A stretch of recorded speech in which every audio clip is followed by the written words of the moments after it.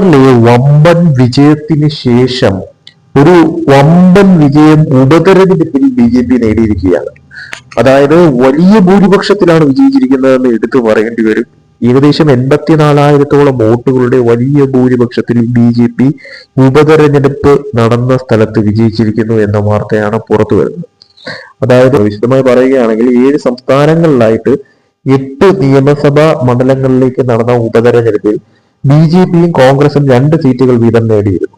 Aam Aadmi party, Jharkhand Mukti Morcha, Mizo national front, people's democratic party എന്നിവ ഓരോ seat വീതവും നേടി. എന്നാൽ ഇതില് ഏറ്റവും വലിയ ഭൂരിപക്ഷത്തിൽ വിജയിച്ചിരിക്കുന്നത് ഇപ്പോൾ BJP ആണ്.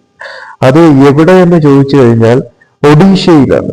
BJP സ്ഥാനാർത്ഥിയായിട്ടുള്ള ജയ് ധോലാക്കിയ ദുവാപാട സീറ്റിൽ തന്റെ ഏറ്റവും അടുത്ത കോൺഗ്രസ് എതിരാളിയായ ഗാസി റാം മാജിയെ 83,000-ലധികം വോട്ടുകളോടുകൂടിയാണ് പരാജയപ്പെടുത്തിയിരിക്കുന്നത്. അതായത് 83,000-ലധികം വോട്ടുകളുടെ വൻ ഭൂരിപക്ഷത്തോടെ അദ്ദേഹം അവിടെ വിജയിച്ചു കയറുകയായിരുന്നു എന്ന വാർത്തയാണ് പുറത്തു വരുന്നത്.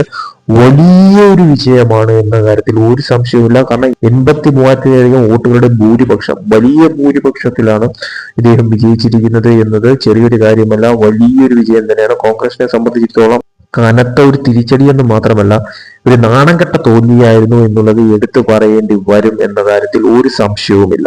എന്തായാലും ബീഹാർ തെരഞ്ഞെടുപ്പിന് ശേഷം നിയമസഭാ തെരഞ്ഞെടുപ്പ്, ഈ പറയുന്ന ഉപതെരഞ്ഞെടുപ്പുകളിൽ തന്നെയും BJP 2 സീറ്റുകളിൽ വലിയൊരു വിജയം തന്നെയാണ് നേടിയത്. ഒന്ന് ജമ്മു കാശ്മീരിലും അതോടൊപ്പം തന്നെ വലിയൊരു ഭൂരിപക്ഷത്തിൽ വിജയിച്ചിരിക്കുന്നത് ഒഡീഷയിലും 83,000-ലധികം വോട്ടുകളുടെ ഭൂരിപക്ഷത്തോടുകൂടി കോൺഗ്രസ് സ്ഥാനാർത്ഥിയെ പരാജയപ്പെടുത്തിക്കൊണ്ട് ഒരു വലിയൊരു വിജയമാണ് ഒഡീഷയിൽ BJP നേടിയിരിക്കുന്നത്.